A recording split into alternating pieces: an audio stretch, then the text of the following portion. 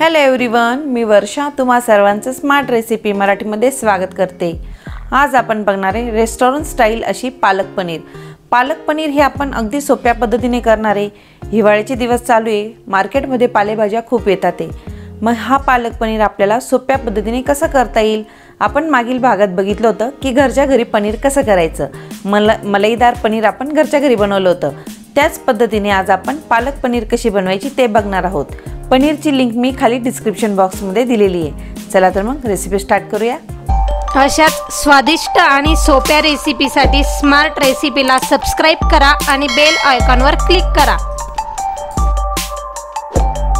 आज आपल्याला करायची पालक पनीर। पालक पनीरसाठी लागणारे साहित्य: एक छोटा चमचा काश्मीरी मिरची पावडर, काश्मीरी किंवा बेडगी मिरची जी असेल ती घ्या। रेस्टॉरंटमध्ये ज्या भाज्या होतात त्यामध्ये काश्मीरीच तिखट वापरलं जातं, तर हे कमी तिखट असतं, याचा तिखटपणा कमी असतो। जर ते नसेल तर आपलं रेग्युलर तिखट घ्या। ते टाकताना एक छोटा चमच्याच्या ऐवजी अर्धा घ्या, अर्धा छोटा चम्मच तिखट टाका। बटर लागेल आपल्याला एक मोठा चम्मच, जिरा पावडर एक छोटा चम्मच, गरम मसाला हा रेडीमेड गरम मसाला आहे जो मार्केटमधून आपण पॅकेट आणतो ते एक छोटा चम्मच, आलं अर्धा छोटा चम्मच, लसूण घेतलाय बारीक कट करून एक मोठा चम्मच। हिरव्या भाज्यांमध्ये लसणाची टेस्ट ही खूप छान लागते, त्यासाठी 10 ते 12 पाकळी ही मी बारीक कट करून घेतलेले लसूण, त्याचबरोबर आलं सुद्धा हे बारीकच कट करून घेतलेलं होतं। 3 ते 4 हिरव्या मिरच्या, कसुरी मेथी एक छोटा चम्मच, पनीर घेतलंय 200 ग्रॅम। यामध्ये मी याचे असे क्यूब्स कापून घेतलेले आहे। आपल्याला ज्या साईजचे पाहिजे तसे आपण छोटे मोठे घेऊ शकतो। त्याचबरोबर एक मी थोडा पीस शिल्लक ठेवलेला आहे, हा मी काही कट केलेला नाही आहे, मी हा किसून घालणार आहे। यासाठी लागते फ्रेश क्रीम। फ्रेश क्रीममुळे काय होतं, भाजीचा रिचनेसपणा वाढतो। पण फ्रेश क्रीम नसेल तर आपण दुधाची साय यूज करू शकतो। हे बघा मी साय काढून घेतलेली आहे आणि मी ही साय आता भाजीमध्ये यूज करणार आहे। एक पालकाची जुडी घेतली मी आणि ती व्यवस्थित अशी हिचे मस्त पानं पण काढून घेतलेले आहे आणि छान अशी पालक घेतलेली आहे। अशी निवडून घ्यायची पालक। आता थंडीचे दिवस आहे, या दिवसामध्ये पालेभाज्या खूप येतात, छानपैकी अशा मस्त पालेभाज्या आपण खाल्ल्या पाहिजे। मी एका साईडला पाणी गरम करायला ठेवलं आहे, पाणीही गरम झालेलं आहे। या कढईमध्ये मी जवळपास 2 ते 2.5 तांबे पाणी हे गरम केलेले आहे। यामध्ये आपण ही पालक टाकूया।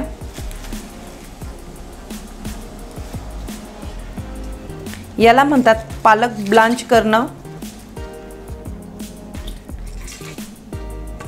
गॅसची फ्लेम ही फुल ठेवायची आणि 2 ते 3 मिनटं आपल्याला ही पालक या गरम पाण्यामध्ये अशी शिजवून घ्यायची आहे, जास्त नाही, फक्त 2 ते 3 मिनटं। 2 मिनटं झालेले आहे, आता आपण ही पालक काढून घेऊया।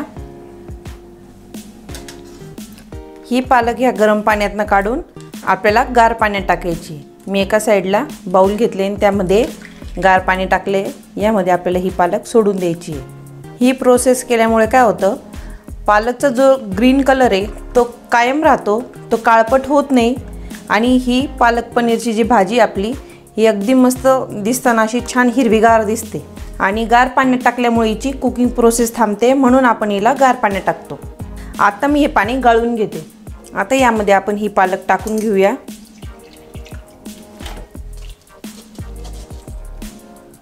आणि याचमध्ये टाकते मी ह्या हिरव्या मिरच्या आणि याची बारीक अशी पेस्ट करून घेते। पालकची प्युरी झालेली आहे, आता आपण भाजीला तडका घालूया।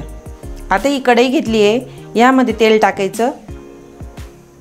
1 ते 2 टेबलस्पून म्हणजे 1 ते 2 मोठे चम्मच मी तेल टाकले। याचमध्ये टाकते मी हे बटर,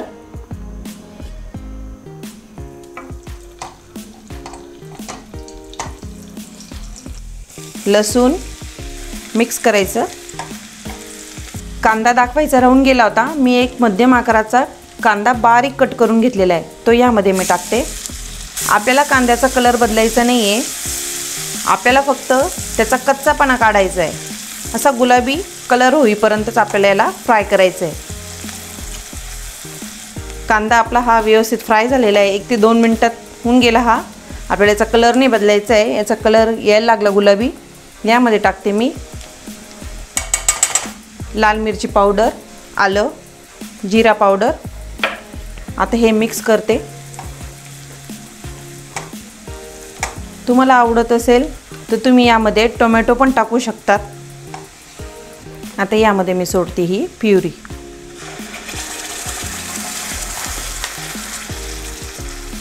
याचमध्ये या भांड्यामध्ये मी थोडंसं पाणी टाकून ही यामध्ये सोडून देते। जास्त पाणी नाही टाकायचं आहे, मोठे 2-1 चम्मचच पाणी टाकून मी ते मिक्सरच्या भांड्यामधनं ते काढून घेतलं। आता हे व्यवस्थित मिक्स करायचं। बघितलं का तुम्ही भाजीला किती ग्रीन कलर आलेला आहे। आता यामध्ये टाकूया आपण हा गरम मसाला आणि ही कसुरी मेथी, ही हातावर अशी चोळून घ्यायची। मी यामध्ये सोडून देते। यात टाकायचं आपल्याला स्वादानुसार मीठ, पण लक्षात ठेवा मीठ टाकताना हे थोडं कमीच टाका, कारण की पालकमध्ये मीठ कमीच लागतं। थोडा पालकाला सुद्धा खारटपणा असतो। आता हे मिक्स करायचं। 1 मिनिट मी यावर झाकण ठेवते। 1 ते 2 मिनिटं आपण याची वाफ काढून घेऊया। 2 मिनिटं झालेले आहे। आता हे झाकण काढून घ्यायचं। यामध्ये टाकायचे हे पनीर क्यूब्स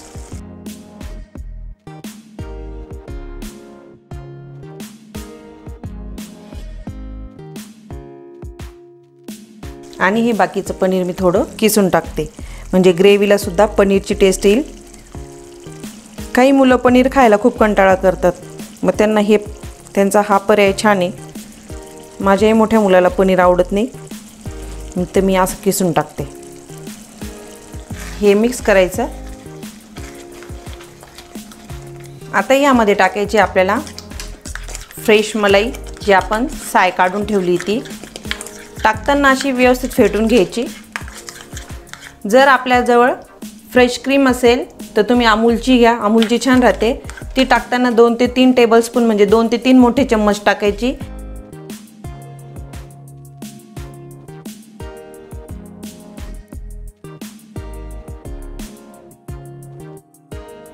आता हे सर्व मिक्स करायचं। 1 मिनिट आपण वाफ काढून घेऊया आणि झाली आपली पालक पनीर रेडी। आता 1 मिनिट आपण याची वाफ काढून घेऊया।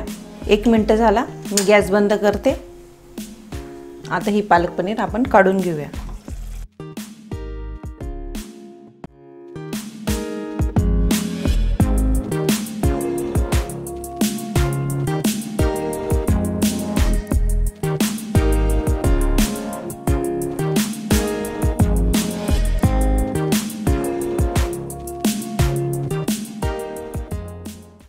झाली की नाही आपली पालक पनीर रेडी। कशी वाटली तुम्हाला आजची रेसिपी? या पुढील कोणती रेसिपी तुम्हाला बघायला आवडेल रेस्टॉरंट स्टाईल ग्रेव्हीमध्ये, ते तुम्ही कमेंट्समध्ये टाका। आपण ती रेसिपी पुढच्या भागात घेऊया। भेटूया अशाच नवीन नवीन पदार्थांच्या रेसिपींसोबत।